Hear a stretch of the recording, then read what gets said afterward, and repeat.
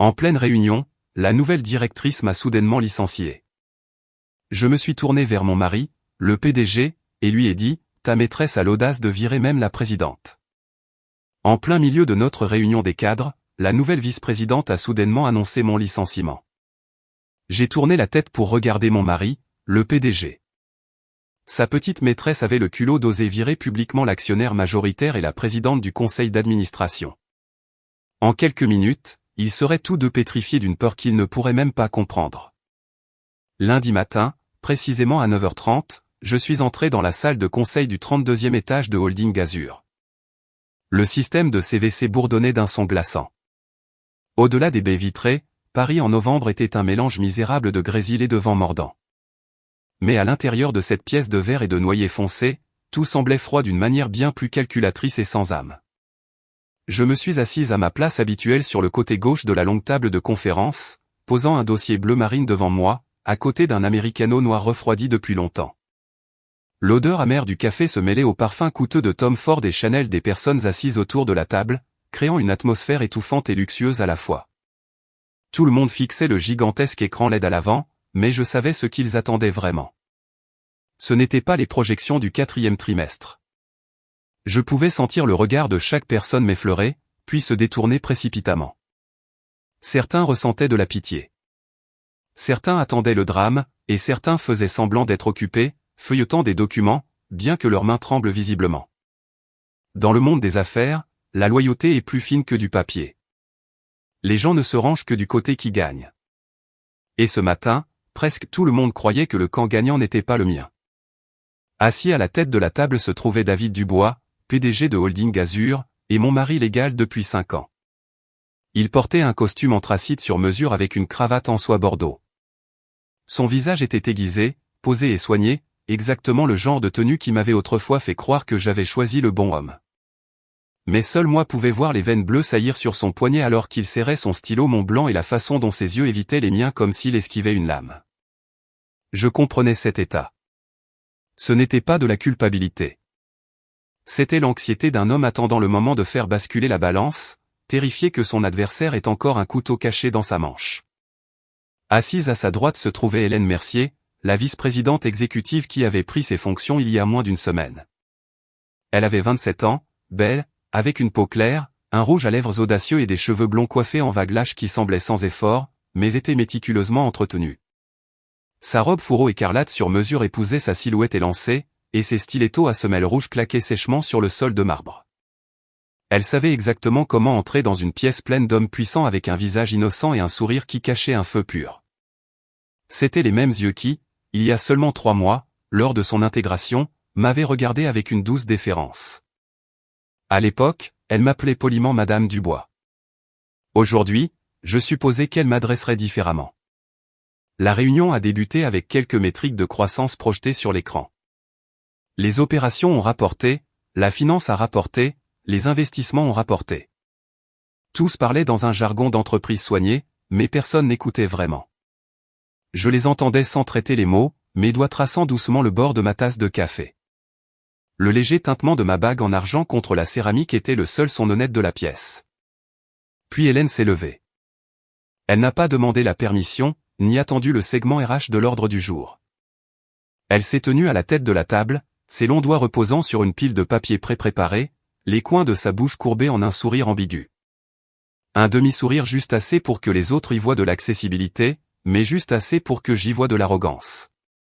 Avant de passer à la stratégie de fin d'année, je voudrais annoncer une décision de personnel critique, a-t-elle dit. La pièce entière est devenue silencieuse. J'ai levé les yeux vers elle pour la première fois ce matin-là. Hélène a légèrement incliné la tête, sa voix dégoulinante de miel. Sur la base des évaluations de performance interne des 6 derniers mois, il a été déterminé que Claire Dubois, directrice des opérations de développement de marché, a pris plusieurs décisions inefficaces qui entravent les efforts de restructuration de l'entreprise. Le comité exécutif a unanimement accepté de mettre fin à l'emploi de Claire et de la dépouiller de tous ses titres de direction avec effet immédiat. Quelques inspirations fortes ont faiblement résonné autour de la table. Personne n'osait respirer bruyamment. Personne n'osait me regarder directement plus de 2 secondes. J'ai posé ma tasse de café sur sa soucoupe, me déplaçant aussi lentement que si j'avais juste entendu une histoire qui n'avait rien à voir avec moi. Le premier sentiment qui m'a envahi n'a pas été la douleur, ni le choc. C'était un pur amusement. C'était si comique que j'ai failli éclater de rire là, dans la salle de conseil. Une femme qui était à l'entreprise depuis 6 jours, profitant de la célébrité de l'homme assis au centre de la pièce, osait me remettre un avis de licenciement sur l'empire même que j'avais bâti de toutes pièces. Voyant mon silence, Hélène a gagné en confiance. Elle s'est approchée et a posé la lettre de licenciement juste devant moi. Le papier était de haute qualité, portant le sceau d'entreprise finement estampé, l'encre sentant encore le neuf. Elle a tapoté la première page avec un ongle peint couleur chair. « Claire, je pense que vous m'avez entendu. » J'ai pris le papier, parcourant le jargon d'entreprise sans signification. Résiliation de l'emploi, révocation de l'accès aux locaux, passation de pouvoir obligatoire dans les 30 minutes, escorte de sécurité jusqu'au hall si nécessaire. Très professionnel. Hélène s'est penchée un peu, juste assez pour que son parfum envahisse mon espace personnel. Votre bureau sera réaffecté immédiatement. Je vous suggère de coopérer afin que nous puissions gérer cela comme des adultes civilisés. J'ai plié le papier, l'ai remis sur la table et me suis tourné pour regarder l'homme à la tête de la table. David a finalement levé les yeux. Nos regards se sont croisés.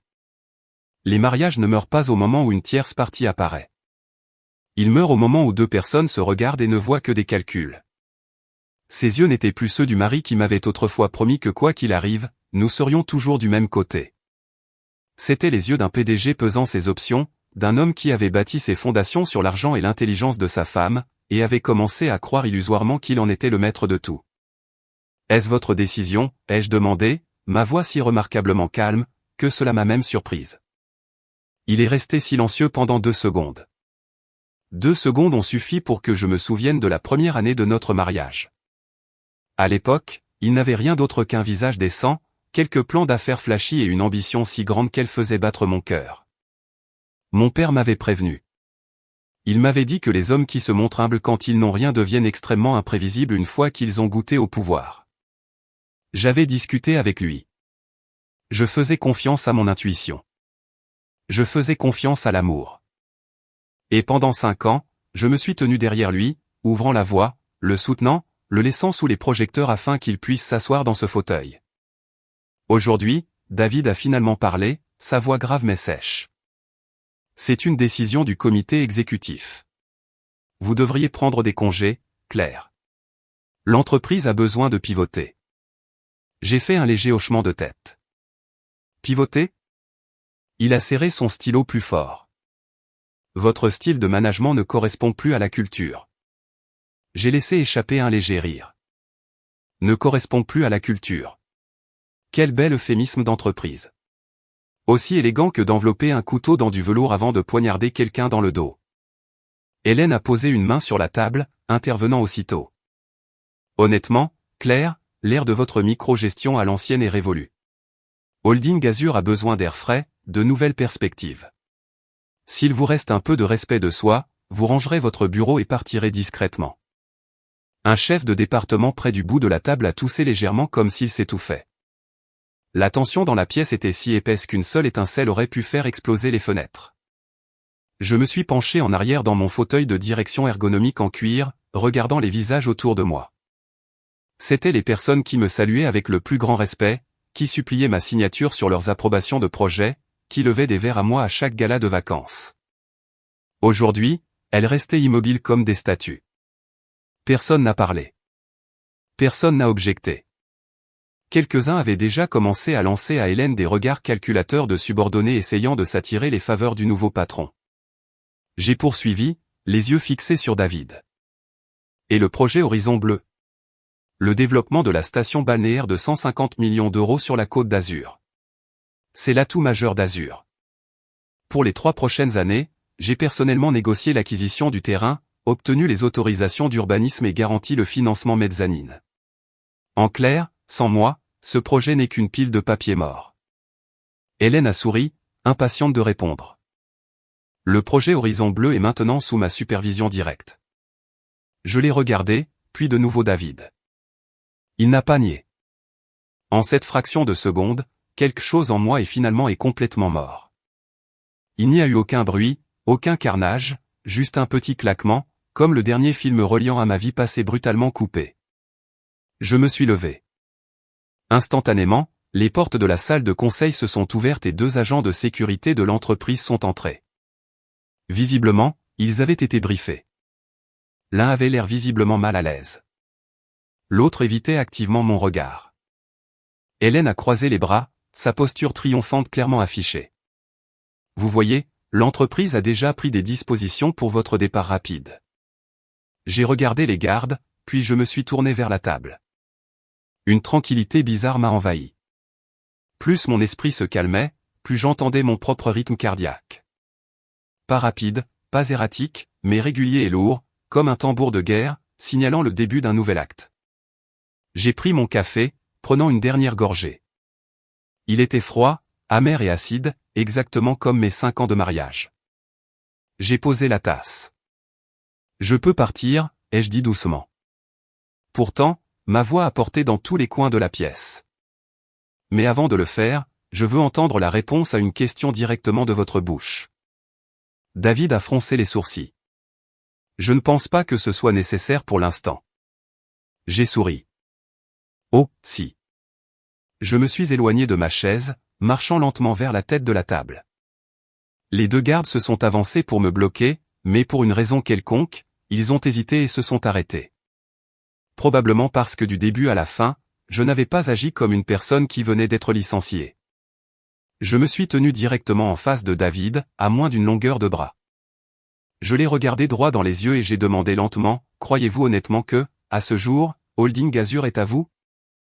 Son expression a légèrement changé, une micro-réaction d'un homme dont l'insécurité la plus profonde venait d'être touchée. Hélène a ri. Claire, vous êtes sous le choc. David est le PDG et je suis la nouvelle vice-présidente des projets stratégiques. La réalité est juste devant vos yeux. Avez-vous vraiment du mal à la comprendre? J'ai tourné la tête pour la regarder. Cette fois, j'ai eu un sourire complet. Un sourire qui a figé toute la pièce. Vous avez raison. J'ai fouillé dans mon sac de créateur et j'ai sorti une petite boîte en velours noir. Non, plus grande que la paume de ma main.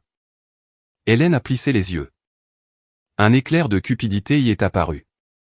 David, cependant, est devenu pâle instantanément. Ce n'était que pour une fraction de seconde, mais cela a suffi à me dire qu'il se souvenait exactement de ce qu'il y avait à l'intérieur de cette boîte. J'ai passé mon pouce sur le velours lisse, sentant l'air lourd de la pièce figée. Puis j'ai parlé, articulant chaque mot lentement et clairement, comme si je retirais la dernière couche de leur tromperie. Vous avez eu le culot de me remettre une lettre de licenciement devant l'ensemble du conseil exécutif. J'ai fixé Hélène. Donc, je suppose que vous avez le culot d'entendre le reste. Mon pouce a ouvert la boîte. À l'intérieur, un jeton d'accès maître biométrique noir mat brillait sous l'éclairage encastré. David a bondi de sa chaise, le sang s'écoulant complètement de son visage. Quant à moi, pour la première fois ce matin, j'ai ressenti une poussée d'adrénaline froide comme de l'acier. Parce que je savais qu'à partir de cette seconde, le vrai jeu commençait tout juste. Le jeton maître noir reposait dans ma paume comme un morceau de métal inerte. Mais je savais que sa véritable valeur était suffisante pour forcer toute cette pièce à changer d'allégeance en moins de 60 secondes. Les lumières du plafond se reflétaient sur sa surface mate, projetant un éclat froid, tout comme mes yeux en ce moment. Alors que je fixais David Dubois, je l'ai vu déglutir difficilement, ses jointures blanchissant alors qu'il serrait son stylo. C'était la réaction primale de quelqu'un qui venait de voir la seule chose qu'il priait de ne jamais refaire surface. Hélène a rompu le silence la première. Claire, qu'est-ce que c'est censé être? Je ne lui ai pas répondu immédiatement. J'ai fait rouler le jeton entre mes doigts, prenant mon temps, comme si je réfléchissais à la première ligne d'exécution à prononcer. L'air dans cette immense salle de conseil était si comprimé qu'un lourd soupir aurait pu briser les murs de verre. J'entendais mon rythme cardiaque, régulier et absolu. Le rythme cardiaque de quelqu'un qui avait préparé le script de ce moment il y a très, très longtemps. J'ai regardé David. Vous vous en souvenez? Il n'a pas répondu, mais ses yeux ont furtivement dévié. Hélène a froncé les sourcils. C'est une salle de conseil d'entreprise, pas votre scène personnelle hors Broadway. J'ai ricané. Vous avez absolument raison. J'ai marché vers la console de contrôle centrale encastrée dans le mur de verre droit. Les deux gardes à la porte ont échangé un regard et ont instinctivement reculé de 2 pas. C'était comme s'ils aussi sentaient un changement de gravité qu'ils ne pouvaient contrôler. J'ai approché le jeton du scanner biométrique. Le voyant lumineux a clignoté une fois, puis est devenu d'un vert vif et fixe. Un léger clic a résonné dans la pièce. Instantanément, le gigantesque écran LED à l'avant de la pièce est devenu noir, puis a repris vie. Une cascade de données a commencé à défiler. Mon nom est apparu sur la toute première ligne. Claire Dubois, actionnaire fondatrice, participation au capital, 51%. Priorité de vote ultime active. La pièce entière est devenue glaciale. J'ai regardé la table. Personne ne faisait plus semblant de lire ces documents. Personne n'osait regarder vers le bas et personne n'osait respirer. Hélène a reculé d'un pas. C'est impossible, a-t-elle murmuré, sa voix à peine audible. David s'est levé brusquement. Claire. Il a prononcé mon nom comme s'il parlait à une étrangère. J'ai incliné la tête. Vous venez de suggérer que je prenne des congés, n'est-ce pas? Il n'a pas répondu. J'ai regardé autour de la pièce. Je pense que la personne qui a besoin de congés n'est pas moi. Le vice-président des ressources humaines s'est levé par réflexe. Madame Dubois. C'est. J'ai levé une main, le coupant.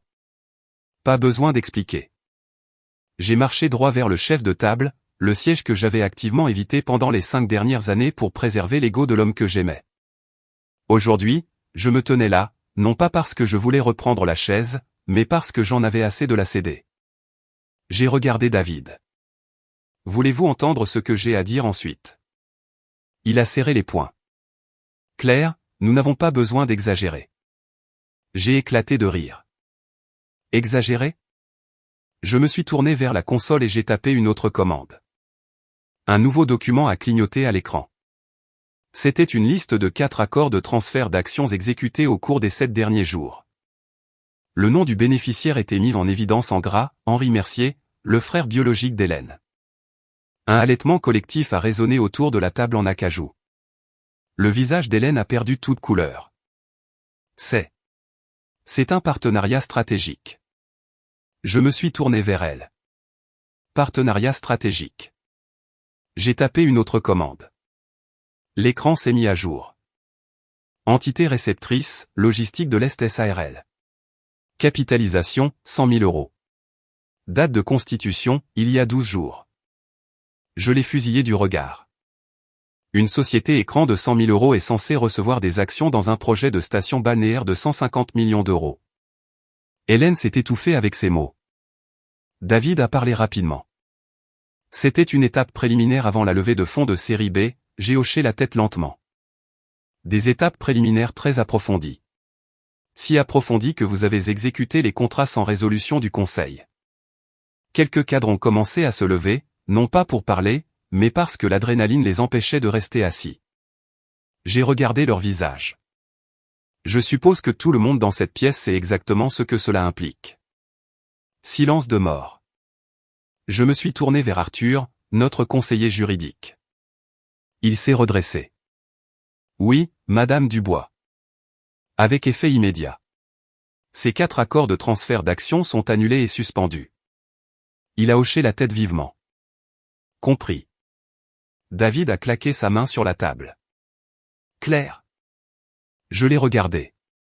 Vous avez signé 4 transferts d'actions non autorisés. J'ai prononcé chaque mot. Pensiez-vous honnêtement que je ferais semblant de ne pas le voir? Il a baissé la voix en un murmure sévère. Nous pouvons en discuter en privé. J'ai secoué la tête. Non. Je me suis tourné vers Hélène. Vous avez dit que j'avais 30 minutes pour quitter les lieux. Elle n'a pas dit un mot, me regardant juste comme si j'étais une forme de vie extraterrestre qu'elle ne pouvait comprendre. J'ai continué. Mais avant de partir, j'ai une annonce à faire. Je me suis tourné vers l'écran. Une nouvelle ligne de texte est apparue. Suspension immédiate, Hélène Mercier, vice-présidente exécutive. La salle de conseil a retenu son souffle. Hélène a reculé d'un pas. Vous n'avez pas l'autorité de faire ça. Je l'ai coupé. Si. Je l'ai regardé droit dans les yeux et, je viens de le faire. David a marché jusqu'à moi, s'arrêtant juste devant. Claire, tu vas beaucoup trop loin. Je l'ai regardé. Je n'ai même pas commencé.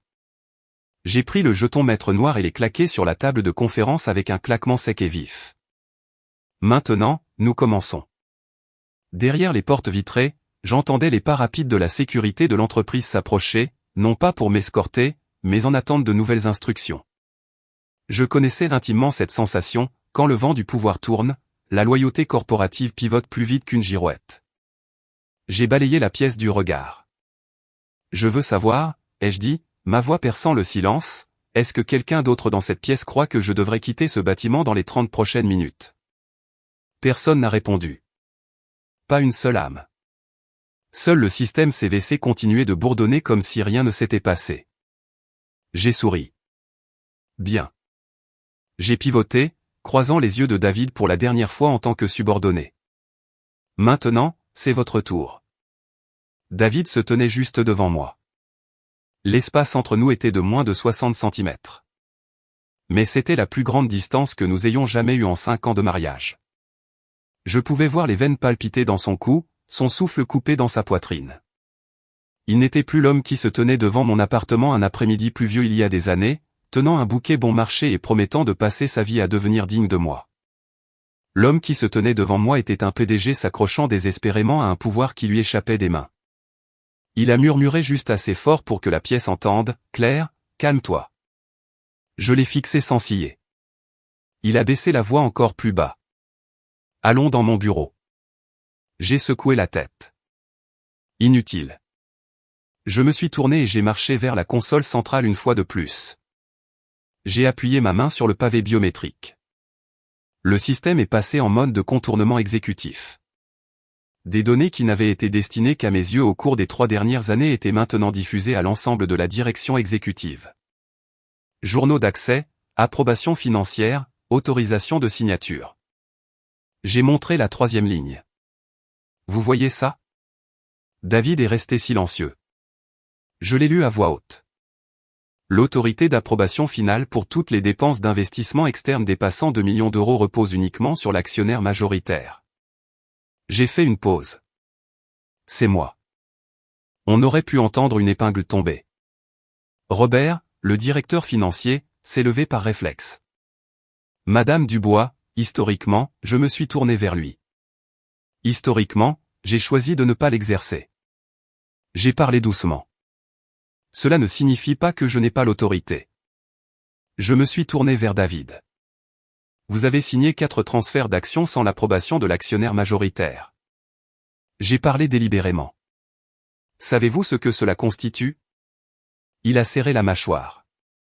C'était une décision stratégique. J'ai ri.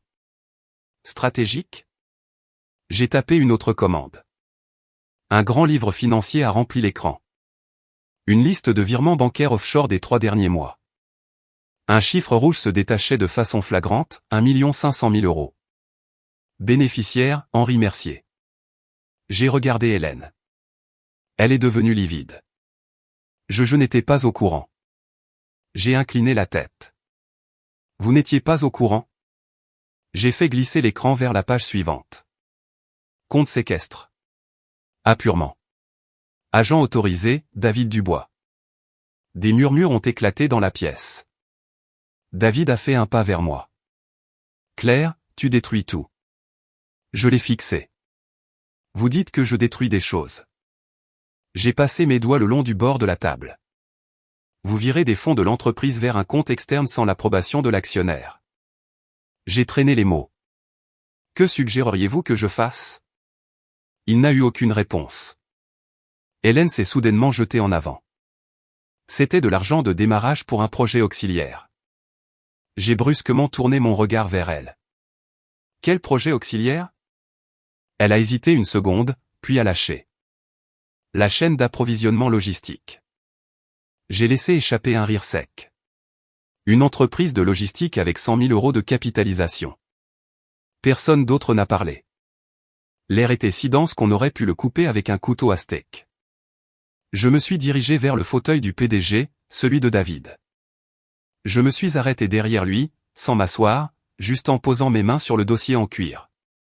J'ai une autre directive. J'ai regardé Arthur, le conseiller juridique. Il était déjà debout. Oui, Madame Dubois.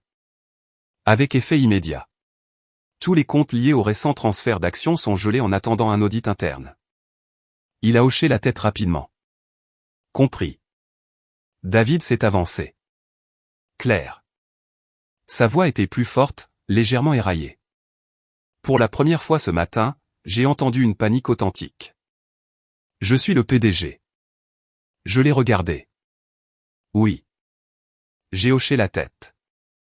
Mais je suis l'actionnaire majoritaire. La pièce était un cimetière. J'ai poursuivi. Voulez-vous que je lise les statuts de l'entreprise concernant le manquement fiduciaire? Il n'a rien dit. Hélène a soudainement laissé échapper un rire forcé et cassant. Claire, vous pensez vraiment que juste parce que vous détenez le capital papier, vous pouvez agir comme une dictatrice? Je me suis tourné vers elle. Non, ai-je dit, entièrement sereine. Mais c'est suffisant pour empêcher quelqu'un de me virer de ma propre entreprise. Quelques cadres n'ont pas pu s'empêcher de laisser échapper des rires étouffés et nerveux, avant de se taire immédiatement. J'ai balayé la pièce du regard. Tout le monde comprenait exactement ce qui se passait. Aucune objection, aucune protestation. J'ai regardé David. Voulez-vous toujours que je sois escorté hors du bâtiment dans 30 minutes? Il n'a pas répondu, restant simplement paralysé. Je l'ai regardé droit dans les yeux. Ou préféreriez-vous expliquer à votre équipe de direction pourquoi vous avez exécuté des transferts d'actions non autorisés? Il a pris une profonde inspiration. Claire. Sa voix est tombée à une fréquence suppliante. Nous nous sommes mari et femme. Je suis restée silencieuse pendant une seconde. Juste une seconde.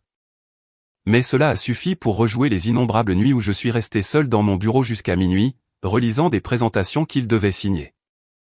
Les fois où j'ai refusé des dîners de réseautage juste pour protéger son ego fragile. Les fois où je suis resté dans l'ombre pour qu'il puisse se tenir sous les projecteurs de la scène et absorber les applaudissements. Je l'ai regardé. Oui, ai-je murmuré. Nous étions mari et femme. La salle de conseil a collectivement retenu son souffle. Hélène m'a regardé. David m'a regardé. J'ai ouvert mon sac de créateur, j'ai sorti une fine enveloppe Kraft et je l'ai jetée au centre de la table de conférence. Le bruit du papier frappant le bois était incroyablement léger. Pourtant, il a atterri comme une bombe. Je l'avais porté avec moi toute la matinée. Je n'avais juste pas prévu de la laisser tomber si tôt. David a fixé le document, son visage se tordant. Claire. J'ai poussé le dossier vers lui. Signez-le. Il n'y a pas touché. J'ai articulé chaque mot. Papier de divorce. Le silence dans la pièce s'est pratiquement brisé. Aucun mouvement, aucun murmure, juste les yeux écarquillés et sous le choc d'une douzaine de cadres, rivés à l'enveloppe sur la table. David m'a regardé, ses yeux perdant complètement leur masque d'entreprise. Claire, sa voix était rauque. Êtes-vous sérieuse? J'ai hoché la tête. Très sérieuse, tout comme votre lettre de licenciement. Hélène a trébuché en arrière. Elle a regardé les papiers de divorce, puis David, puis moi. Une panique réelle s'est finalement installée sur son visage. J'ai fermé mon sac et j'ai adressé la pièce. Je crois que la réunion d'aujourd'hui devrait se poursuivre selon l'ordre du jour, ai-je dit calmement. Mais d'abord, j'ai fait une pause pour un effet dramatique, il y a quelques titres de direction qui nécessitent une réévaluation. Quand j'ai dit « nécessite une réévaluation », la tension a monté d'un cran impossible. Personne n'a vérifié son téléphone. Personne n'a fait semblant de prendre des notes. Tous les regards étaient rivés sur moi. Mais la curiosité avait disparu, remplacée par la terreur mêlée d'admiration de regarder un ouragan toucher terre. Je me tenais droite derrière la table, sentant mon pouls rester parfaitement régulier. Cela confirmait que j'étais parfaitement lucide. Je n'agissais pas par colère ou par douleur. J'agissais parce que j'avais attendu ce jour bien trop longtemps. David était toujours en face de moi. Les papiers de divorce s'étendaient entre nous comme un abîme infranchissable. Il ne les touchait pas, Mais il ne les repoussait pas non plus. Je savais qu'il faisait des calculs dans sa tête. Il le faisait toujours. Quand il m'aimait, il calculait comment me faire sourire. Quand il est devenu PDG, il a calculé comment consolider le pouvoir.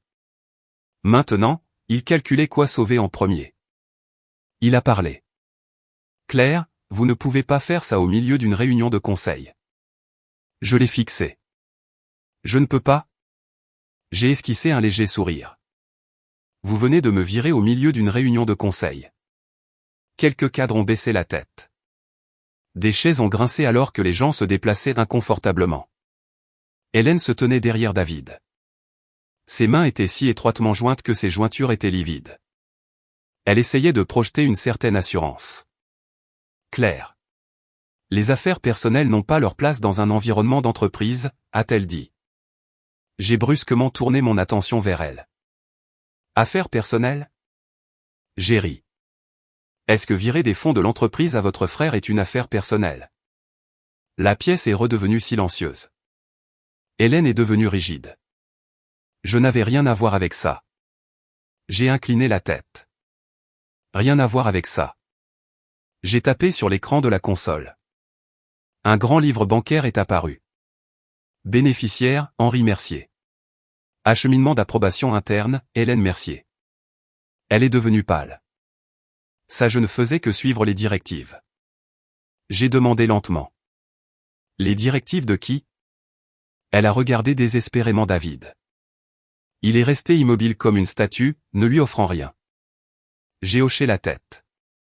Compris. J'ai regardé Arthur, le conseiller juridique. Il s'est immédiatement levé. Oui, Madame Dubois. Avec effet immédiat. Révoquer l'accès d'Hélène Mercier au système financier de premier niveau. Il a hoché la tête. Compris. Hélène s'est avancée. Vous n'avez pas l'autorité. Je l'ai regardé droit dans les yeux. Si.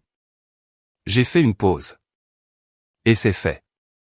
Personne dans la pièce n'a expiré. Le seul son était le système CVC qui précipitait l'air au-dessus comme le vent dans un tunnel vide. J'ai marché lentement autour de la table vers la chaise du PDG. Cette fois, je ne me suis pas arrêté derrière elle. Je l'ai tirée et me suis assise, non pas parce que j'avais besoin de la chaise en cuir, mais parce qu'il était temps d'arrêter de la libérer. David m'a regardé m'asseoir à sa place, ses yeux s'assombrissant. Je savais qu'il comprenait le symbolisme. Ce n'était pas un geste impulsif. C'était une déclaration de guerre. Claire, vous poussez les choses au-delà du point de non-retour, a-t-il averti. Je l'ai regardé. Au-delà du point, ai-je demandé. Vous attendiez-vous à ce que je reste les bras croisés pendant que vous transfériez le reste des actions par la porte dérobée? Il a serré les poings. Ça n'allait pas se produire. J'ai tapé sur l'écran. Un nouveau PDF de contrat s'est chargé. Sa signature, le sceau de l'entreprise, entité acquéreuse, logistique de l'Est SARL. Je l'ai regardé. Dois-je faire défiler les addendums? Il est resté silencieux. J'ai regardé autour de la pièce. Je pense que le conseil voit l'image. Personne n'a objecté. Robert, le directeur financier, s'est levé. Madame Dubois, si ces documents sont exacts, cela constitue une violation grave de nos statuts fiduciaires. J'ai hoché la tête. Oui. J'ai posé mes mains à plat sur la table. Ce qui m'amène à ma deuxième directive. J'ai fixé David droit dans les yeux. Je suce pas officiellement toute autorité de signature financière exécutive du PDG. La pièce s'est figée. Personne ne s'attendait à ce que j'agisse si vite. David s'est jeté en avant. Claire. Sa voix a retenti, perdant enfin sa retenue polie. Je suis toujours le PDG. Je l'ai regardé. Oui, j'ai hoché la tête. Mais vous ne pouvez plus signer les chèques. J'ai vu les cadres échanger des regards rapides. C'était le mouvement familier des plaques tectoniques dans le monde de l'entreprise. Quand le pouvoir se déplace, la loyauté aussi. Hélène a reculé d'un pas supplémentaire. Elle a marmonné, David. David ne l'a pas regardé. Il m'a regardé. Claire, qu'est-ce que tu veux? J'ai laissé le silence planer pendant une seconde. Juste une. Puis j'ai dit, je veux une explication. Il m'a regardé. J'ai continué, expliquez pourquoi vous avez autorisé des transferts d'actions à une société écran appartenant à sa famille. Il n'a pas répondu. Expliquez pourquoi vous avez viré des fonds de l'entreprise à l'étranger sans l'approbation du conseil. Toujours le silence, j'ai demandé une dernière fois. Expliquez pourquoi vous avez tenté de licencier l'actionnaire majoritaire. La pièce était silencieuse. David est resté immobile. Avez-vous quelque chose à dire, ai-je demandé. Il a pris une profonde inspiration. Claire. Sa voix était basse, vaincue. Rentrons à la maison et parlons. J'ai secoué la tête. Non, ai-je dit fermement. Nous parlons ici. Hélène a soudainement crié. David a fait tout ça pour l'entreprise. Je me suis tourné vers elle. Pour l'entreprise. J'ai souri froidement. Ou pour vous? Elle s'est figée. Je l'ai regardée droit dans les yeux. Je pense que nous devrions examiner quelques autres choses de plus près. J'ai tapé sur l'écran. Un nouveau dossier s'est ouvert. Dossier, actifs personnels associés. Titulaire, David Dubois. Hélène Mercier. La salle de conseil a éclaté en de véritables murmures de panique. J'ai parlé lentement. J'ai le sentiment que le conseil trouvera cette section très intéressante. Alors que le contenu du dossier remplissait l'écran géant, l'atmosphère dans la pièce a plongé dans un tout autre type de pression. Ce n'était plus le silence tendu d'une lutte de pouvoir. C'était le poids suffocant d'un audit fédéral imminent. J'ai entendu le grincement des chaises, les déglutitions sèches des hommes au fond de la pièce. Ils ont réalisé que ce n'était plus une querelle domestique interne. C'était un tribunal public. Je n'ai pas parlé immédiatement. J'ai laissé les données défiler. Liste d'actifs, 2 chalets de ski à Megève. Une maison de ville de 3 étages au Marais.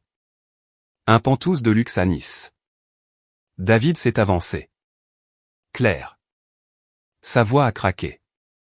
Ça suffit. Je l'ai regardé. Ça suffit, ai-je demandé doucement. Êtes-vous sûr? Il m'a regardé et ses yeux avaient complètement perdu leur arrogance matinale. Quand un homme perd le contrôle de ses yeux, il a perdu le contrôle de l'échiquier. Hélène a élevé la voix. Ce sont mes actifs privés. J'ai hoché la tête. Vrai. J'ai appuyé sur une autre touche. Une nouvelle feuille de calcul est apparue. Source des fonds, origine du virement. Titulaire du compte, David Dubois. Un cœur de halètement a rempli la pièce. Hélène a trébuché en arrière. Ce n'est pas juste. Je l'ai regardé. Pas juste? J'ai balayé vers la page suivante. Les dates des virements bancaires correspondaient parfaitement aux dates des dépenses d'investissement interne majeures pour le projet Horizon Bleu. Robert, le directeur financier, a pratiquement sauté de sa chaise. Madame Dubois, ces montants correspondent identiquement au déboursement d'investissement auxiliaire du 2e trimestre. J'ai hoché la tête. Oui. Je me suis tourné vers David.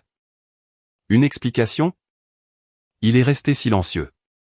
L'air dans la pièce était aussi épais que de la mélasse. J'ai observé les yeux des cadres changer. Les hommes et les femmes qui avaient gardé la tête basse toute la matinée refusaient maintenant activement de regarder David. Dans le monde de l'entreprise, on ne prête pas allégeance à une personne. On prête allégeance à la survie. Hélène a parlé frénétiquement. David m'aidait juste à investir. Je l'ai fixé. Avec des fonds d'entreprise. Elle s'est étouffée. J'ai insisté. Ou avec son propre argent? Elle n'a eu aucune réponse. David s'est approché de la table. Claire, a-t-il murmuré. Vous n'avez pas besoin de tout détruire. Je l'ai regardé. Je n'ai pas besoin de le faire, ai-je demandé. Vous me virez devant le conseil. J'ai fait une pause. Vous siphonnez l'argent de l'entreprise. Vous transférez des actions à la famille de votre maîtresse. J'ai croisé les yeux avec lui. Où exactement vous attendiez-vous à ce que je m'arrête? Il n'avait rien. Je me suis tourné vers la pièce. Je crois que le conseil a droit à une autre pièce du puzzle. J'ai tapé sur l'écran. Un nouveau dossier. Dossier, frais de voyage des cadres. Destination, Londres, Tokyo, Paris, Nice. Je les ai lus lentement. Tous facturés comme des voyages de développement commercial international du PDG. J'ai fait une pause, laissant le silence s'étirer. Mais la personne qui l'accompagnait n'était pas moi. La pièce était complètement morte. Hélène est devenue pâle. C'était des voyages de travail. J'ai ri. Voyage de travail? J'ai balayé l'écran. Reçu d'hôtel 5 étoiles. Type de chambre, suite lune de miel. Registre des clients, David Dubois. Hélène Mercier. Plusieurs cadres ont physiquement tourné la tête. Personne n'a parlé. Tout le monde savait exactement ce que cela signifiait. David a paniqué. Claire, a-t-il pratiquement imploré. S'il vous plaît, parlons dehors. Je l'ai regardé. Non, ai-je dit clairement. Vous venez de dire que c'était professionnel. Il est resté silencieux. Je l'ai fusillé du regard. Ou voulez-vous admettre officiellement que c'était personnel? Hélène a soudainement crié. Claire, vous n'avez pas le droit de diffuser la vie privée des gens. Je me suis tourné vers elle. Vie privée, ai-je demandé. Partir à Paris aux frais de l'entreprise, c'est une vie privée? Elle était sans voix. Arthur, le conseiller juridique, s'est levé. Madame Dubois, si ces éléments sont enregistrés comme des dépenses internes, cela constitue un détournement grave de fonds de l'entreprise. J'ai hoché la tête. Exactement. Je me suis tourné vers David. Voulez-vous que je continue? Il n'a pas répondu. J'ai posé mes mains à plat sur le bois d'acajou. Je pense que nous en avons assez vu. Je me suis tourné vers le conseiller juridique. Arthur, il s'est tenu au garde à vous. Oui, Madame Dubois. Lancer un audit médico-légal complet de tous les rapports de voyage et de dépenses du PDG pour les 3 dernières années fiscales. Il a hoché la tête vivement. Compris. Hélène a reculé d'un pas supplémentaire, heurtant le mur. David. David ne l'a pas regardé. Il m'a regardé. Claire. Sa voix était creuse. Tu veux juste tout brûler? Je l'ai regardé. Non, ai-je dit calmement. Je ne fais que reprendre les briques qui m'appartiennent. La pièce était absolument silencieuse. J'ai regardé chaque cadre. Je crois que nous sommes prêts pour la prochaine motion. J'ai tapé sur l'écran. Une nouvelle ligne de texte est apparue en gras, motion pour la convocation d'un tribunal d'urgence de conformité et d'audit. Au moment où ces mots sont apparus sur l'écran LED, les derniers vestiges de la fausse neutralité corporative ont disparu. Les regards prudents se sont transformés en une véritable alarme. Tout le monde dans la pièce savait ce que cette motion signifiait. Une fois que le comité de conformité et d'audit était formellement activé, cela cessait d'être un litige interne. Cela franchissait le seuil des violations de la SEC et de la responsabilité légale. Et une fois cette ligne franchie, personne ne pouvait plaider l'ignorance. David a regardé l'écran pendant longtemps, si longtemps que j'ai pu entendre sa respiration devenir haletante. Je savais qu'il faisait les calculs. Si le comité d'audit s'impliquait, chaque contrat qu'il avait signé la semaine dernière serait disséqué. Les virements offshore, les sociétés écrans, les voyages d'affaires fantômes, il n'y avait plus nulle part où se cacher. Il a dit, Claire, tu n'as pas besoin d'aller en force. Je l'ai regardé. Vous alliez transférer mes actions par la porte dérobée sans me consulter. J'ai parlé lentement. Pourquoi devrais-je vous consulter avant d'appeler les auditeurs? Personne dans la pièce n'a parlé. Quelques cadres se sont redressés, comme pour s'adapter à une réunion complètement différente. Ce n'était plus un examen du 4e trimestre. C'était une inquisition. Hélène a parlé rapidement. Claire, vous ne comprenez pas la stratégie. Je me suis tourné vers elle. Ne pas comprendre? Elle a parlé vite. C'était juste la préparation pour la levée de fonds de série B, j'ai hoché la tête. Préparation en transférant des actions à la SARL de votre frère? Elle est restée silencieuse. J'ai continué. Préparation en virant de l'argent de l'entreprise sur votre compte personnel. Elle a reculé, complètement à court d'arguments. David s'est rapproché de moi. Claire, a-t-il murmuré.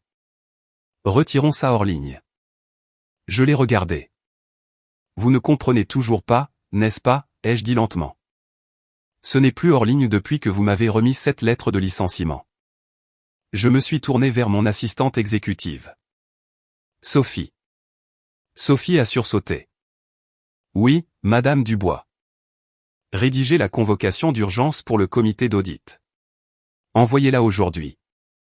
Elle a hoché la tête. Compris. Et joignez l'intégralité du paquet de données que je viens de présenter. Elle m'a regardé une fraction de seconde, puis a hoché la tête à nouveau immédiatement. Marc, le vice-président des investissements, s'est levé. Madame Dubois, si les auditeurs interviennent, chaque contrat exécuté la semaine dernière doit être placé sous injonction immédiate. J'ai hoché la tête. Correct. Je me suis tourné vers David. Avez-vous des objections? Il a serré le dossier de sa chaise. Claire, tu paralysais la feuille de route de l'entreprise. Je l'ai fixée. La feuille de route de l'entreprise, ai-je demandé. Ou la vôtre? Silence. Hélène a crié. David a tout fait pour Azure. Je me suis tourné vers elle. Pour Azure? J'ai tapé une commande. Une nouvelle feuille de calcul s'est chargée. Projet Horizon Bleu. Dépenses d'investissement totales, 150 millions d'euros. Supervision précédente, Claire Dubois.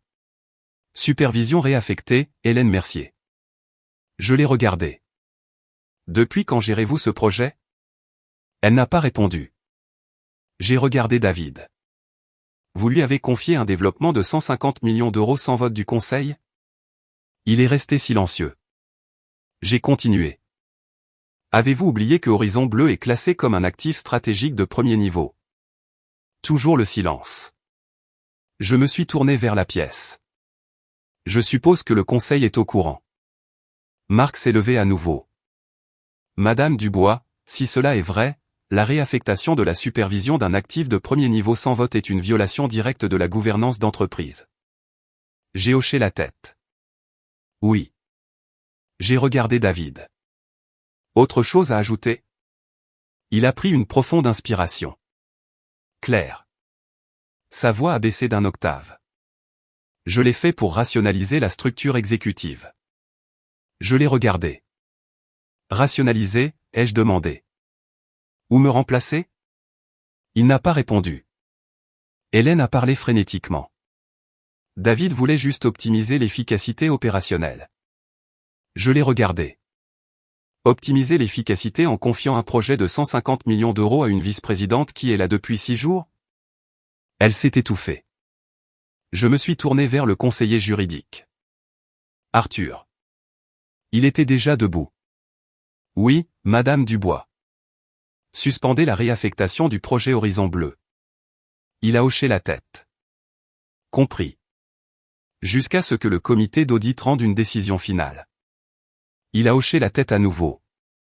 C'est fait. David m'a regardé. Claire. Sa voix était faible. Veux-tu vraiment traîner ça jusqu'au fond?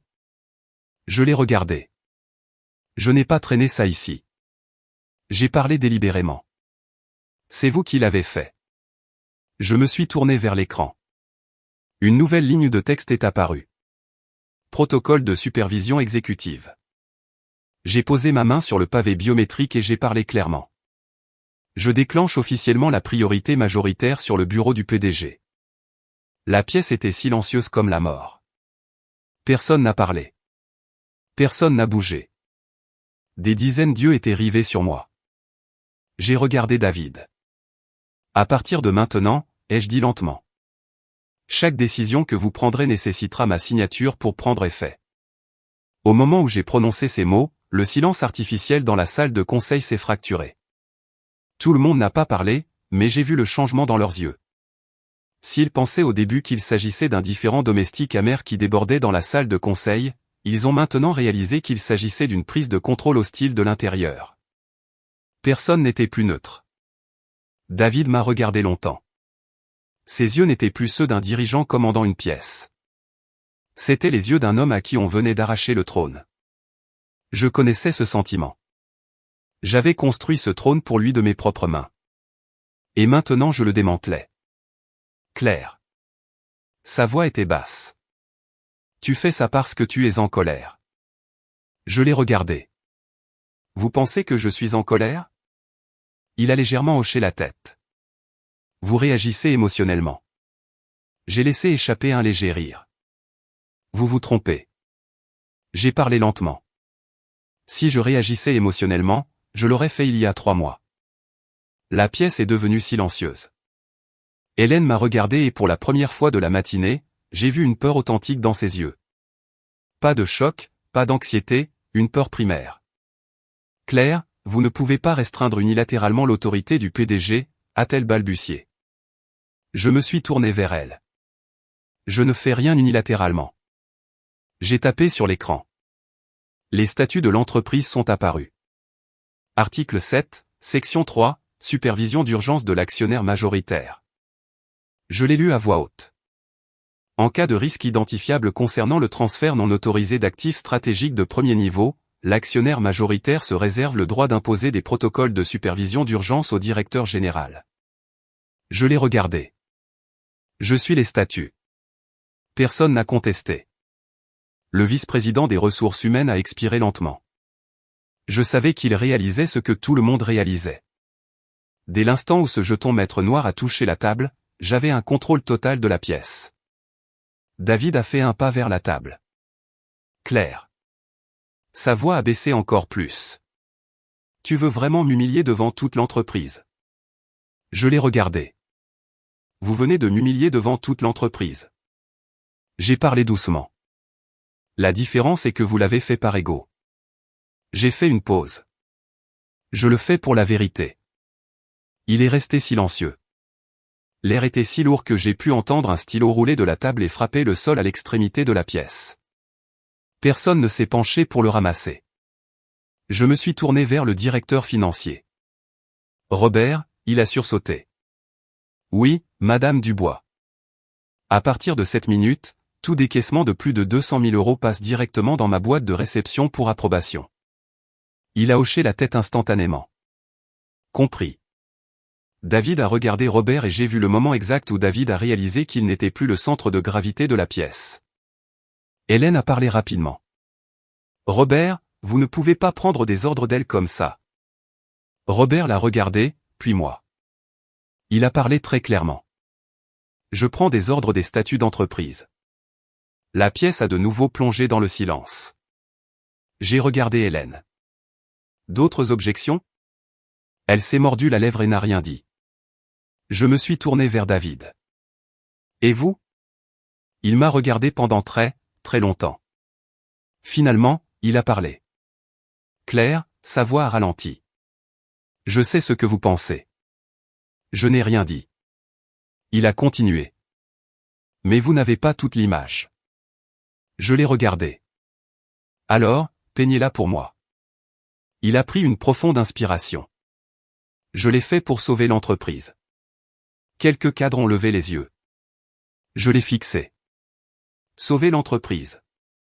Il a hoché la tête. Le projet Horizon Bleu avait besoin d'une injection de capital. J'ai demandé. 150 millions n'était pas suffisant? Il a parlé rapidement. Pas assez pour le pivot de la phase 2. Je l'ai regardé. Ou pas assez pour que vous détourniez des actions? Il est resté silencieux. Hélène est intervenue. David essayait de trouver un partenaire stratégique. Je me suis tourné vers elle. Un partenaire stratégique nommé Henri Mercier? Votre frère? Elle n'a eu aucune réponse. J'ai regardé David droit dans les yeux. Vous pensez que je ne connais pas les évaluations de zonage actuelles sur la Côte d'Azur? Il n'a pas parlé. J'ai continué. Vous pensez que je ne sais pas où se cache la véritable valeur d'Horizon Bleu? Il a serré les poings. J'ai parlé lentement. Vous ne leviez pas de capital. J'ai croisé les yeux avec lui. Vous vendiez l'entreprise par morceaux. La salle de conseil était au zéro absolu. Personne ne respirait. Personne ne sciait. Hélène est devenue pâle. C'est un mensonge. Je me suis tourné vers elle. Êtes-vous sûr de cela? J'ai tapé sur l'écran. Une note interne est apparue. Objet, transfert de participation majoritaire. Projet Horizon Bleu. Auteur, David Dubois. La pièce s'est figée. J'ai regardé David. Voulez-vous que je lise le reste? Il n'a pas répondu. J'ai posé mes mains à plat sur la table. Je pense que le conseil a compris.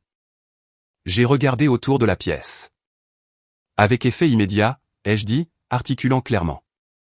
Le projet Horizon Bleu retourne à ma gestion directe. Quand j'ai prononcé les mots, le projet Horizon Bleu retourne à ma gestion directe, la salle de conseil a cessé d'essayer de maintenir sa façade de neutralité. Ce n'était plus un contrôle temporaire du pouvoir. C'était une véritable reprise du trône. Les cadres qui griffonnaient des notes depuis 9h30 ont posé leurs stylos. Ils ont échangé des regards durs. Ils ont compris que si je reprenais le projet de la Côte d'Azur, tout l'empire de David s'effondrerait. David est resté paralysé. Il n'a pas parlé pendant plusieurs secondes, mais j'ai vu sa pomme d'Adam se soulever.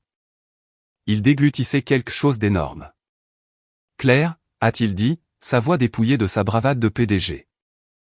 Vous ne pouvez pas prendre cette décision unilatéralement. Je l'ai regardé. Si. J'ai parlé calmement. Et je viens de le faire. Hélène s'est avancée. Claire, vous perturbez le calendrier du projet. Je me suis tourné vers elle. Le calendrier du projet, ai-je demandé. Ou le calendrier de transfert d'action?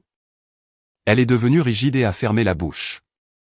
Je me suis tourné vers le vice-président des investissements, Marc. Il s'est immédiatement levé.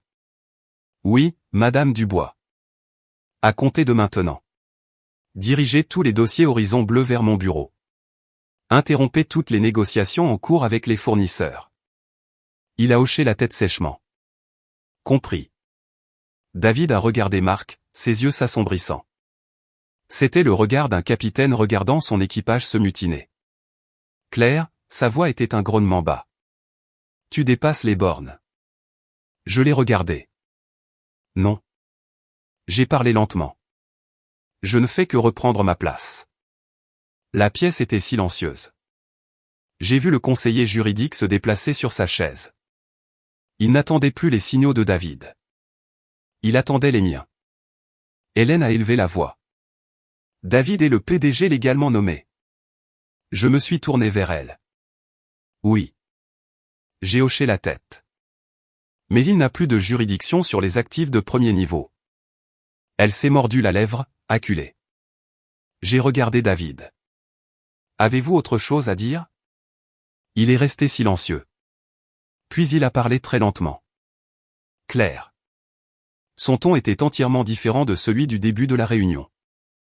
Le ton autoritaire avait disparu, remplacé par la supplication désespérée d'un homme s'accrochant au sable. N'as-tu vraiment aucune confiance en moi? Je l'ai regardé. Une question simple, mais elle a ramené un flot de souvenirs. Les nuits tardives à formater ses présentations, à rester dans les coulisses pendant qu'il acceptait le prix, 41h40, à l'écouter dire au magazine Forbes que son succès était bâti sur le travail d'équipe, sans jamais mentionner mon nom. J'ai parlé très doucement. J'en avais. La salle de conseil était silencieuse. Il m'a regardé. J'ai continué. Mais vous avez instrumentalisé cette confiance pour piller l'entreprise. Il n'a eu aucune réfutation. Hélène a parlé frénétiquement. Il n'y a eu aucun pillage d'actifs. Je me suis tourné vers elle. Je pense que nous devons regarder un document de plus. J'ai tapé sur l'écran. Un nouveau dossier s'est ouvert. Term sheet contraignant, logistique de l'Est SARL. Attribution d'actions, 30%. Une vague de murmures paniqués a balayé la table. J'ai regardé David. Allez-vous toujours appeler cela un travail de préparation? Il n'a pas répondu. J'ai continué. 30% d'un actif de premier niveau. J'ai fait une pause. Vous appelez ça levée du capital. Hélène est devenue pâle. C'était une coentreprise. Je l'ai fusillée du regard. Une coentreprise en cédant le contrôle? Elle est restée silencieuse. Je me suis tourné vers la pièce. Je suis sûr que tout le monde comprend, Marc s'est levé. Madame Dubois, si cette term sheet est exécutée, la table de capitalisation bascule, nous perdons le contrôle opérationnel de la station. J'ai hoché la tête. Exactement. J'ai regardé David. Quand aviez-vous l'intention de signer cela? Il n'a pas répondu. Je l'ai pressé. Après que je sois sorti du bâtiment aujourd'hui? Il a fixé la table. Ou juste après que vous m'ayez viré? La pièce était silencieuse. J'ai posé mes mains sur la table. Je pense qu'il est temps de clarifier une dernière chose. Je tapais à nouveau sur l'écran. Protocole de routage fiduciaire. Bénéficiaire, Hélène Mercier. Décaissement en attente, 7 millions d'euros. La pièce a cessé de respirer. J'ai regardé Hélène. Une explication? Elle a reculé d'un pas. Ça, c'était ma prime de performance pour le projet. J'ai éclaté de rire. Une prime de performance de 7 millions d'euros avant même le premier coup de pioche? Elle n'avait plus rien à dire. Je me suis tourné vers David. Allez-vous toujours rester là et me dire que c'était pour le bien d'Holding Azur? Il m'a regardé, complètement vaincu, et n'a rien dit.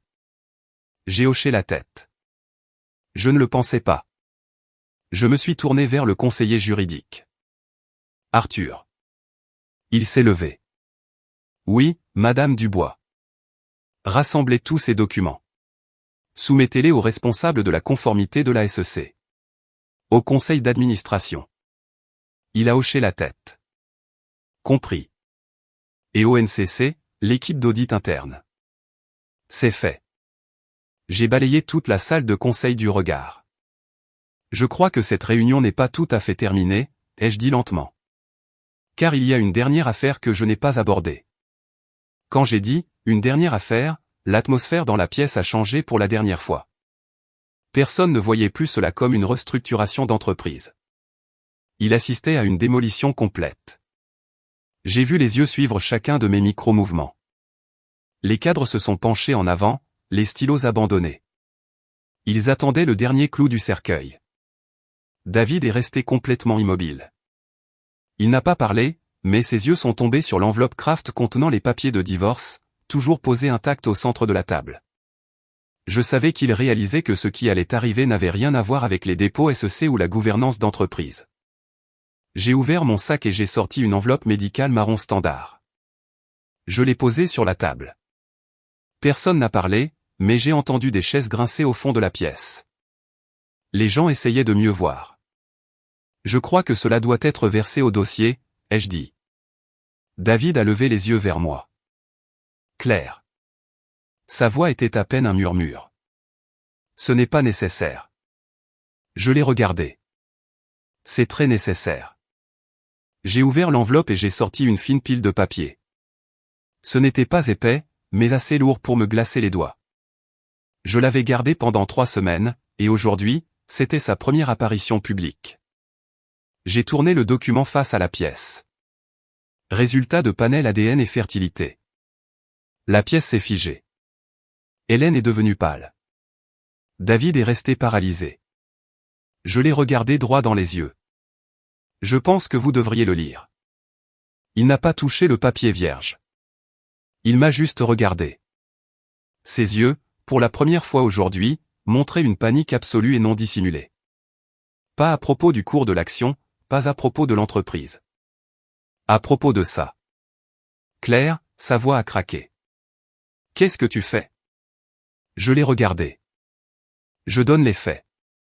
Je me suis tourné vers la pièce. Je suis enceinte de 3 mois. La salle de conseil était une tombe. Personne n'a bougé. Personne n'a respiré.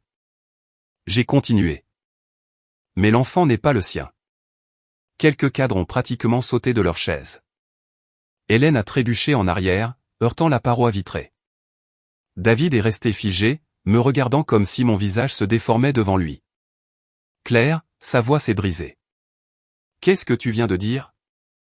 Je l'ai regardé droit dans les yeux. J'ai insisté sur chaque syllabe. L'enfant n'est pas le vôtre. L'air a été aspiré de la pièce. Pas de bourdonnement CVC, pas de grincement de chaise.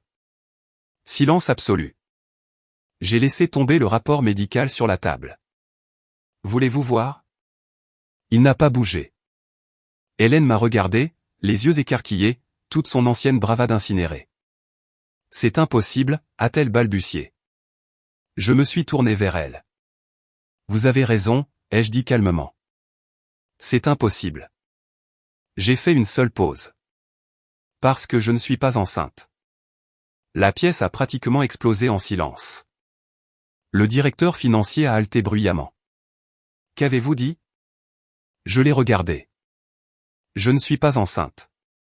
Je me suis tourné vers David. Je voulais juste voir votre réaction. Il m'a regardé, complètement brisé, sa façade anéantie. Et maintenant je l'ai vu, ai-je dit. Hélène a regardé David, puis moi. Vous poussez une blague de mauvais goût trop loin, Claire. Je l'ai fusillé du regard. Je ne plaisante pas. J'ai tapé sur le dossier médical. Ce sont ses résultats.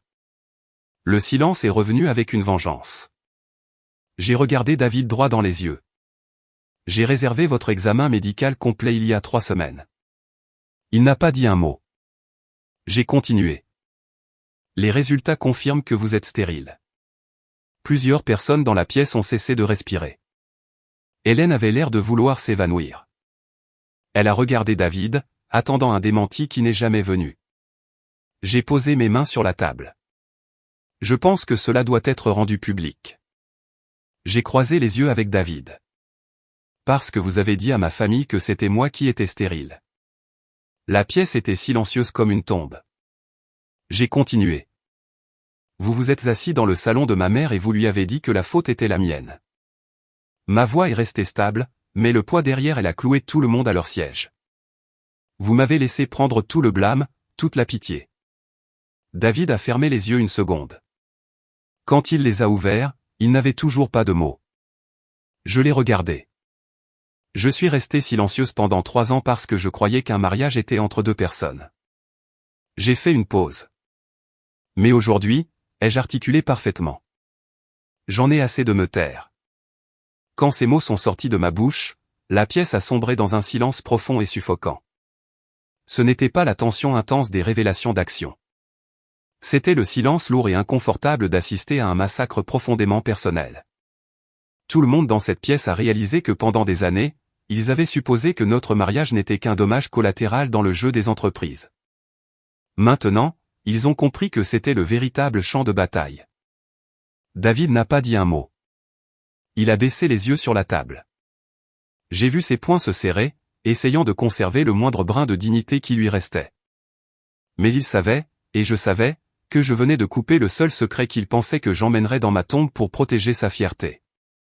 Hélène se tenait derrière lui, le visage crayeux. La vice-présidente confiante qui était entrée avec des loups-boutins avait disparu. Elle continuait de regarder entre moi, David et l'écran, cherchant une sortie qui n'existait pas. Personne dans la pièce ne la regardait. Avec tout le respect que je vous dois, il ne la regardait pas du tout. Le vice-président des ressources humaines s'est levé très lentement. Madame Dubois. Ceci est. Il s'est éteint, incertain de savoir comment naviguer dans un champ de mine d'entreprise parsemé d'explosifs personnels. Je l'ai regardé. Ce n'est pas une affaire personnelle, ai-je dit sèchement. C'est la raison même pour laquelle je me suis tue pendant 3 ans. La pièce a écouté. Je me suis tourné vers David. Vous avez dit à ma famille que je ne pouvais pas avoir d'enfant. J'ai parlé méthodiquement. Vous avez dit à ma mère que je n'étais pas une femme complète. J'ai laissé les mots flotter. Et pendant tout ce temps, vous connaissiez vos propres résultats de test. David a de nouveau fermé les yeux. Il les a ouverts mais est resté muet. Je suis restée silencieuse parce que je voulais protéger la famille, ai-je dit. Mais vous avez utilisé mon silence pour orchestrer un coup d'État afin de me chasser de ma propre entreprise. Hélène a fait un pas en avant. Claire, cela n'a rien à voir avec Holding Azur. J'ai brusquement tourné mon regard vers elle. Cela a tout à voir avec Azur. J'ai parlé avec une clarté absolue. Parce que son infertilité est le prétexte exact qu'il a utilisé pour essayer de me retirer du conseil. Elle s'est figée. Je me suis tourné vers la pièce. Je crois que le Conseil devrait savoir. J'ai parlé lentement. Il y a 3 mois, il m'a suggéré de me retirer de mes fonctions exécutives. Plusieurs têtes se sont relevées. Son raisonnement était que j'avais besoin de temps pour me concentrer sur la FIV et fonder une famille. La salle de conseil était silencieuse comme la mort. J'ai regardé David. Vous souvenez-vous? Il n'a pas répondu. J'ai continué. Vous saviez que je n'étais pas enceinte. Vous saviez que je ne pouvais pas tomber enceinte de vous, mais vous l'avez utilisé comme une manœuvre corporative pour consolider le pouvoir. Robert, le directeur financier, s'est levé. Madame Dubois, si cela est vrai, c'est fournir volontairement de fausses informations au conseil d'administration. J'ai hoché la tête. Oui. Je me suis tourné vers David. Voulez-vous expliquer où dois-je passer l'audio de la session à huis clos des cadres de la semaine dernière? Il a levé les yeux vers moi, ses yeux vides et épuisés. Claire. Sa voix était à peine un râle. Arrête. Je l'ai regardé. Vous avez commencé ça, ai-je dit doucement. Il y a 3 ans. La pièce était immobile. Je me suis tourné vers la console et j'ai tapé sur l'écran. Un fichier audio s'est chargé. Fichier, procès-verbal de la session du conseil exécutif. Je pense que tout le monde devrait entendre ça, ai-je dit, et j'ai appuyé sur lecture. La voix de David a résonné à travers les haut-parleurs haut de gamme de la salle de conseil. Claire nécessite un congé prolongé pour des raisons médicales personnelles concernant la planification familiale. L'air dans la pièce s'est glacé. L'enregistrement a continué. Je propose que nous transférions temporairement la supervision du projet Horizon Bleu à Hélène. J'ai arrêté la lecture. Je l'ai regardé. Quelque chose à ajouter? Il n'a pas répondu. Hélène a reculé, ses yeux hagards de panique. Je me suis tourné vers le conseiller juridique. Arthur. Il s'est levé. Oui, Madame Dubois. Ajoutez cette violation au dossier de conformité. Il a hoché la tête. Compris. Et transmettez en une copie à l'agent de liaison de la SEC. C'est fait. J'ai balayé la salle de conseil du regard. Je crois qu'il est temps de passer à la prochaine motion formelle. J'ai tapé sur l'écran. Une nouvelle phrase rouge vif est apparue. Motion de suspension du directeur général en attendant une enquête interne. La pièce a cessé de respirer. Personne n'a bougé. J'ai regardé David droit dans les yeux. Voulez-vous poursuivre cette réunion, ai-je demandé. Quand cette question a plané dans l'air, l'immense salle de conseil est tombée dans un vide si profond que j'ai pu entendre mon propre pouls. Personne n'a parlé le premier. Personne n'a osé regarder quelqu'un d'autre. Tous les yeux étaient rivés sur David. Non pas parce qu'ils étaient de son côté, mais parce qu'ils savaient que sa réponse dicterait la trajectoire d'un empire valant des milliards d'euros. Il est resté là longtemps. Il ne s'est pas assis. Il ne s'est pas éloigné. Il est resté là comme un homme en équilibre au bord d'une falaise, les yeux bandés. Ses mains étaient toujours serrées, mais plus de colère. Il essayait désespérément de s'accrocher à sa réalité qui disparaissait. Claire, a-t-il dit, sa voix réduite à son plus bas registre. Tu veux vraiment me suspendre? Je l'ai regardé. Il ne s'agit pas de ce que je veux. J'ai parlé lentement. C'est ce que la situation exige. Il m'a regardé. Vous savez ce que cela va faire au cours de l'action? J'ai hoché la tête. Oui. J'ai fait une pause. Mais je sais aussi ce qui arrivera à l'entreprise si je ne le fais pas. Hélène s'est avancée. Claire, vous ne pouvez pas prendre cette décision en dictatrice. Je me suis tourné vers elle. Je ne le suis pas. J'ai tapé sur l'écran. La table de capitalisation est apparue. Mon nom en haut, 51%. Je l'ai regardé. Je parle en tant que majorité. Elle s'est raidie et est restée silencieuse. Le vice-président des ressources humaines s'est levé lentement. Madame Dubois, si nous allons de l'avant avec cette motion, elle doit être enregistrée immédiatement dans le procès-verbal officiel. J'ai hoché la tête. D'accord. Je me suis tourné vers mon assistante. Sophie, elle a sursauté. Oui, Madame Dubois. Préparez le procès-verbal pour un vote formel. Elle a hoché la tête tout de suite. L'atmosphère dans la pièce est passée du choc à la réalité procédurale. Les cadres ont rajusté leurs cravates, se sont redressés et ont pris leur stylo Mont-Blanc. Le drame était terminé. L'exécution avait commencé. David m'a regardé. Claire. Sa voix était lourde. Tu n'as pas à faire ça. Je l'ai regardé. Si. Il a légèrement secoué la tête. Je peux tout expliquer au conseil.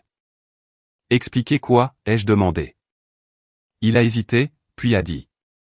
Je n'allais jamais vendre l'entreprise. Je l'ai regardé. Alors que faisiez-vous avec 30% d'Horizon Bleu?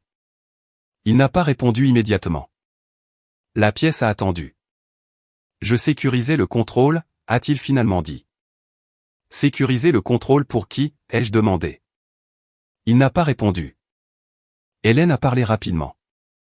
David protégeait l'actif. Je me suis tourné vers elle. Le protéger en le donnant à la SARL de votre famille. Elle n'a eu aucune réponse. Je me suis tourné vers David. Avez-vous une autre défense? Il m'a regardé longtemps. Puis il a parlé très lentement. Je l'ai fait parce que je pensais que vous alliez quitter l'entreprise. La pièce était silencieuse. Je l'ai fixé. Pourquoi auriez-vous pensé ça? Il a hésité. Parce que je pensais que vous ne resteriez pas. Pourquoi, ai-je demandé à nouveau. À cause de nos problèmes familiaux? J'ai laissé échapper un rire court et froid. Problèmes familiaux, ai-je demandé. Ou parce que vous vouliez que je parte? Il est resté silencieux. Je n'ai jamais dit que je démissionnais, lui ai-je dit. Il n'avait rien à dire. Hélène s'est avancée. David voulait juste stabiliser l'équipe de direction. Je l'ai regardée. La stabiliser en me remplaçant? Elle s'est tue. Je me suis tourné vers la pièce. Je crois que le conseil en a assez entendu. Marc, le vice-président des investissements, s'est levé. Madame Dubois, sur la base des preuves présentées, une motion de suspension du PDG en attendant une enquête est pleinement justifiée. Robert, le directeur financier, a hoché la tête. Je suis d'accord. Arthur, le conseiller juridique, a ajouté. Je soutiens la motion. La dynamique dans la pièce a complètement basculé. Ce n'était plus seulement ma croisade. C'était la volonté collective de l'entreprise purgeant une responsabilité. David les a regardés chacun, ses yeux reflétant la dure réalité du darwinisme corporatif. Il a finalement compris ce qui se passait. Claire, sa voix était grave et résignée. Est-ce vraiment ainsi que tu veux que ça se termine? Je l'ai regardé. Je ne l'ai pas terminé. J'ai parlé clairement. Vous l'avez commencé. Je me suis tourné vers Sophie. Appelez le vote. Elle s'est levée. Oui, Madame Dubois. Elle a lu la motion à voix haute. Motion de suspension de David Dubois du poste de directeur général en attendant un audit de conformité interne complet. Un par un, les mains se sont levées. Personne n'a parlé, mais le visuel était assourdissant. Je les ai comptés. 1, 2, 3, 4, 5, 6, 7, 8. Unanime. Aucune abstention, aucun vote contre. Le silence était si profond que j'ai pu entendre le grattement du stylo de Sophie sur le bloc-notes juridique. La motion est adoptée, a-t-elle annoncé. La pièce était silencieuse. David est resté parfaitement immobile, regardant la table en acajou. Avec effet immédiat, ai-je dit, ma voix perçant le silence. Vous êtes relevé de vos fonctions de PDG. Hélène a trébuché en arrière, son talon s'accrochant au tapis. Elle a regardé David, puis moi. Ses yeux étaient complètement perdus. Je me suis tourné vers le conseiller juridique. Arthur, préparez les documents de succession provisoire. Il a hoché la tête. Compris. J'ai balayé la pièce du regard. Je crois que nous devons passer à la phase finale de cette réunion. J'ai fait une pause. Parce que suspendre le PDG n'est que la première étape. Quand j'ai dit que la suspension du PDG n'était que la première étape, la tension a de nouveau envahi la pièce. Personne ne pensait que la réunion était terminée. Tout le monde savait qu'il y avait un vide au sommet. Et la façon dont ce vide serait comblé dicterait l'avenir de Holding Azur. David est resté là où il était. Il ne s'est pas assis, n'est pas sorti, n'a pas parlé. Mais le regard dans ses yeux était quelque chose que je n'avais jamais vu auparavant. Le combat avait disparu. L'ambition avait disparu. Il ressemblait à un homme qui avait parcouru 1000 kilomètres dans la mauvaise direction et venait d'atteindre l'océan. J'ai posé mes mains sur la table. Nous devons résoudre le problème opérationnel. Arthur s'est immédiatement levé. Madame Dubois, comment souhaitez-vous procéder pour la succession provisoire? Je l'ai regardé. Autorité exécutive provisoire. Il a hoché la tête. Compris. Je me suis adressé à la pièce. Pendant que le PDG est suspendu, Azur ne peut pas souffrir d'un vide de leadership. Personne n'a objecté. Par conséquent, je propose une structure exécutive provisoire jusqu'à ce que le comité d'audit conclue ses conclusions. Robert s'est levé. Avez-vous une proposition spécifique, Madame Dubois? J'ai hoché la tête. Oui. J'ai regardé chaque visage à la table. J'assumerai le rôle de PDG par intérim. La pièce a changé instantanément. Ce n'était pas un choc. C'était une confirmation. Ils avaient vu cela venir, mais l'entendre prononcer à voix haute a officialisé le nouvel ordre mondial. David a levé les yeux vers moi, son regard s'attardant. Claire. Sa voix était remarquablement douce. Veux-tu vraiment retourner dans les tranchées? Je l'ai regardé. Je ne les ai jamais quittés. La pièce était silencieuse. Hélène a parlé frénétiquement. Vous ne pouvez pas être l'actionnaire majoritaire et la PDG par intérim simultanément. Je me suis tourné vers elle. Je peux, ai-je dit clairement. La charte d'entreprise le permet. Arthur a hoché la tête. C'est exact. Dans des circonstances extraordinaires, l'actionnaire majoritaire peut assumer des fonctions exécutives provisoires. Hélène est devenue rigide et n'a rien dit de plus. Je me suis tourné vers Sophie. Notez cela dans le procès-verbal. C'est noté, a-t-elle confirmé. J'ai regardé les cadres. Je ne prends pas ce siège pour le pouvoir. J'ai parlé lentement. Je le prends pour la responsabilité. Personne n'a contesté. Marc s'est levé. Madame Dubois, si vous assumez le rôle, nous avons besoin d'un protocole de stabilisation immédiat. J'ai hoché la tête. D'accord. Je me suis tourné vers le directeur financier. Robert, je veux une projection de flux de trésorerie sur 90 jours sur mon bureau d'ici la fin de la journée. Il a hoché la tête. Vous l'aurez. Je me suis tourné vers Marc. Arrêtez toutes les négociations avec les fournisseurs et les discussions de coentreprise concernant Horizon Bleu. Il a hoché la tête. C'est fait. Je me suis tourné vers Arthur. Préparez le dossier préliminaire pour le comité d'audit. Nous nous rencontrons à 16 heures. Il a hoché la tête. Compris. L'atmosphère dans la pièce est passée de la crise à l'exécution. Les cadres ont commencé à mélanger des papiers et à noter des points d'action. C'était le signe que j'attendais depuis 9h30. L'entreprise avait accepté sa nouvelle réalité. David m'a regardé, la tension quittant enfin ses épaules. Claire, a-t-il dit doucement. Je ne pensais pas que cela en arriverait là. Je l'ai regardé. Moi non plus. J'ai parlé doucement. Mais c'est vous qui nous avez conduits ici. Il n'a eu aucune réponse. Hélène s'est avancée. Vous ne pouvez pas juste bannir David de l'entreprise. Je me suis tourné vers elle. Je ne l'ai pas fait, ai-je déclaré clairement. Je l'ai seulement suspendu. Elle a continué. Il est toujours un fondateur. Je l'ai regardé. Oui, il l'est. J'ai hoché la tête. Ce qui signifie qu'il a la possibilité de s'expliquer aux auditeurs. La pièce était silencieuse. Je me suis tourné vers Sophie. Enregistrer l'horodatage exact pour le transfert d'autorité exécutive. Enregistrer, a-t-elle confirmé. J'ai balayé la pièce du regard une dernière fois. À partir de ce moment, ai-je dit lentement, toutes les opérations exécutives d'Holding Azur me rapportent directement. La salle de conseil n'était plus un champ de bataille. C'était un royaume nouvellement établi. J'ai vu le changement dans leur posture, n'attendant plus qu'un vainqueur émerge. Ils s'alignaient maintenant avec le nouveau centre de gravité. J'avais vu cette dynamique se dérouler dans des dizaines de fusions d'entreprises, mais l'expérimenter au sein de mon propre mariage était entièrement différent. David ne s'est plus battu. Il est resté là, l'air d'un homme qui avait atteint le bout du chemin. Je l'ai regardé, non pas pour me vanter, mais pour me confirmer qu'il n'y avait vraiment pas de retour en arrière possible. « Claire » a-t-il dit doucement. « J'aimerais vous parler en privé. » Je l'ai regardé. Après la réunion.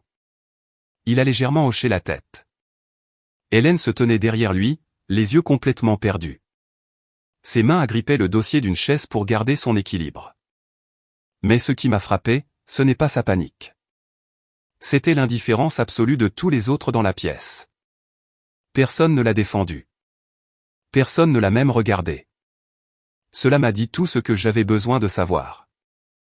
Robert s'est levé. Madame Dubois, devons-nous émettre un mémo à l'échelle de l'entreprise concernant le mémo à l'échelle de l'entreprise concernant la place de l'entreprise? J'ai hoché la tête. Oui. Je me suis tourné vers Sophie. Rédiger les communications internes. Oui, Madame Dubois. Indiquez clairement que la transition de l'autorité provisoire prend effet immédiatement. C'est compris. La pièce bourdonnait d'un faible ronronnement efficace d'une entreprise qui se remettait au travail. David m'a regardé. Claire, sa voix était lente. Combien de temps comptez-vous garder le siège? Je l'ai regardé. Jusqu'à ce que le comité d'audit publie son rapport final. Il a hoché la tête lentement. Donc, vous me laissez une porte ouverte? Je l'ai regardé. Je laisse la vérité décider. La pièce était silencieuse. Hélène a soudainement pris la parole.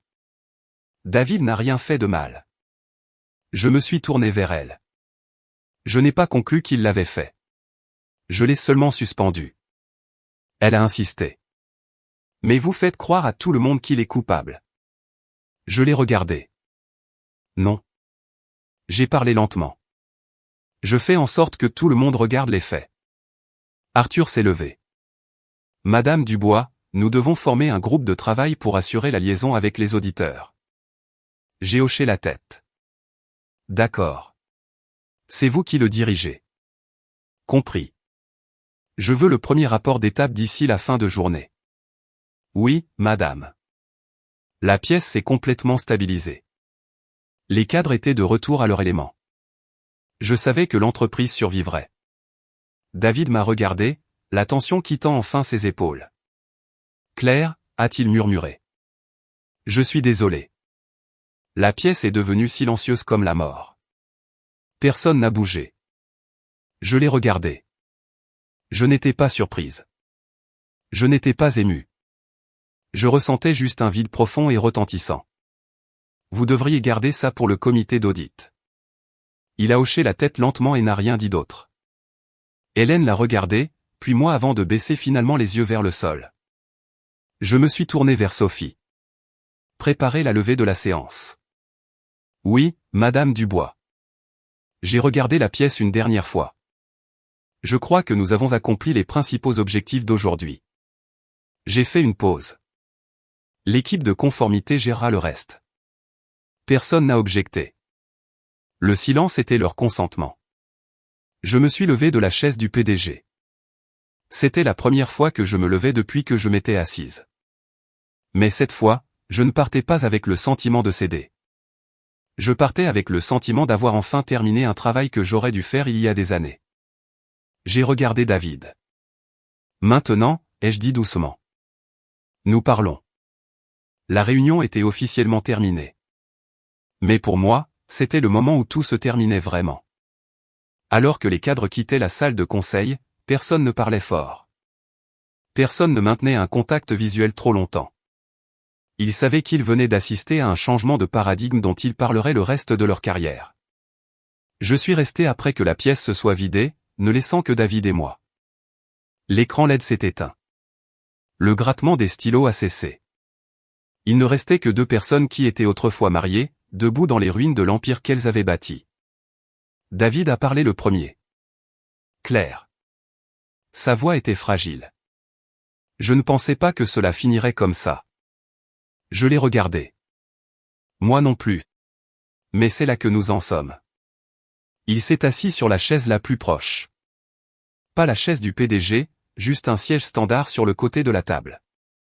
C'était la première fois depuis des années que je le voyais s'asseoir ailleurs qu'à la tête de la table. J'avais tort, a-t-il dit. Je n'ai pas répondu immédiatement. Je me suis approché de la table, posant ma main sur le verre froid, regardant les empreintes de doigts laissées par une très longue matinée. Vous aviez tort sur beaucoup de choses. Il a hoché la tête. Je sais. Sa voix était lourde. Je suis désolé. Je l'ai regardé. Cette fois, je ne ressentais ni colère, ni douleur, juste un étrange sentiment de soulagement, comme si j'enlevais un gilet en plomb que j'avais porté pendant 5 ans. Vous n'avez pas besoin de vous excuser auprès de moi. J'ai dit. Vous devez vous excuser auprès de vous-même. Il est resté silencieux longtemps. Puis il a dit, je pensais que si je sécurisais l'entreprise, je pourrais tout réparer plus tard. Je l'ai regardé. Mais vous avez perdu les deux. Il n'a eu aucune réponse. J'ai ouvert mon sac, j'ai sorti l'enveloppe Kraft avec les papiers de divorce et je l'ai glissé devant lui. Signez-la. Il a fixé les papiers pendant longtemps. Puis il a pris son stylo Mont Blanc et a signé son nom. Il n'a pas dit un mot. J'ai regardé sa signature, une signature que j'avais vue sur des centaines de contrats de plusieurs millions d'euros, mais la voir ici, sur ce morceau de papier, m'a fait me sentir plus légère que jamais. Il a posé le stylo. Claire, sa voix a craqué. Ça ira? J'ai souri. Ça a toujours été le cas. Il a hoché la tête lentement, s'est levé et est sorti de la salle de conseil sans un mot de plus. Je suis resté seul dans la pièce quelques minutes de plus. Non pas parce que j'avais besoin de réfléchir, mais parce que je voulais regarder cette pièce une dernière fois du point de vue de mon ancien moi. Une femme qui se tenait derrière son mari. Une femme qui pensait que le silence préservait une famille. Une personne qui croyait que sacrifier sa propre lumière était la bonne chose à faire. Je suis sorti de la salle de conseil et suis entré dans le couloir. Le grésil avait cessé et le soleil de fin de matinée perçait les nuages parisiens, projetant de longs rayons de lumière sur le tapis. J'ai ralenti mon pas, non pas parce que j'étais fatigué, mais parce que je savais qu'à partir d'aujourd'hui, la route à venir était différente. Je ne marchais plus dans l'ombre de personne. Cet après-midi-là, j'ai signé ma première directive exécutive en tant que PDG par intérim d'Holding Azur. Je n'avais pas le sentiment d'avoir vaincu qui que ce soit. Je sentais juste que j'étais enfin retourné à ma place. Une semaine plus tard, le comité de conformité et d'audit a publié ses premières conclusions préliminaires. Les transferts d'actions ont été annulés définitivement. Les virements offshore ont été signalés pour examen fédéral. Le projet Horizon Bleu est resté sous le seul contrôle de l'entreprise. L'équipe de direction s'est stabilisée beaucoup plus vite que prévu. 3 semaines plus tard, le conseil d'administration a formellement prolongé mon mandat de PDG par intérim indéfiniment, en attendant la conclusion de l'audit fédéral. J'ai signé l'acceptation sans hésitation, non pas parce que je convoitais le pouvoir, mais parce que ma responsabilité n'était pas terminée. 1 mois plus tard, je suis allé en Normandie rendre visite à ma mère. Elle a ouvert la porte de sa maison de campagne, m'a regardé longtemps et m'a serré fort dans ses bras. Elle n'a pas posé de questions. Elle ne m'a pas blâmé. Elle m'a juste tenu. Je savais qu'elle attendait ce jour depuis longtemps. Ça va, maman, lui ai-je dit. Elle a hoché la tête. Je sais. Et pour moi, c'était la seule validation dont j'avais besoin. 3 mois plus tard, Holding Azur a trouvé un nouveau partenaire institutionnel hautement transparent pour le projet Horizon Bleu. Il n'y a eu aucune transaction secrète, aucun contrat précipité, aucune année de silence suffocant. Je me suis tenu au dernier étage du bâtiment Azur un après-midi, regardant la ligne d'horizon de Paris. Je me suis souvenu de ce matin dans la salle de conseil, le matin qui a tout changé. Non pas parce que j'avais prouvé que j'étais plus forte que quiconque, mais parce que j'avais enfin eu le courage de me défendre. J'ai réalisé quelque chose de très simple. Parfois dans la vie, une femme n'a pas besoin de vaincre quelqu'un d'autre. Elle a juste besoin de s'assurer qu'elle ne se vainc pas elle-même.